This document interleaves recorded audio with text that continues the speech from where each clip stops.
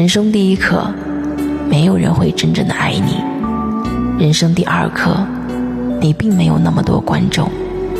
人生第三课，任何关系走到最后都不过是相识一场。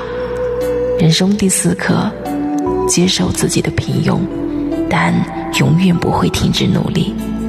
人生第五课，所有的一切都是最好的安排，都是在教会你一些什么。人生第六课，勇敢的人先享受这个世界。人生第七课，得到未必是福，失去也未必是祸。人生第八课，要学会拒绝，跟着自己的心走。人生第九课，不要介入他人的因果。人生第10课，爱人先爱己，你永远都是自己最大的靠山，而非他人。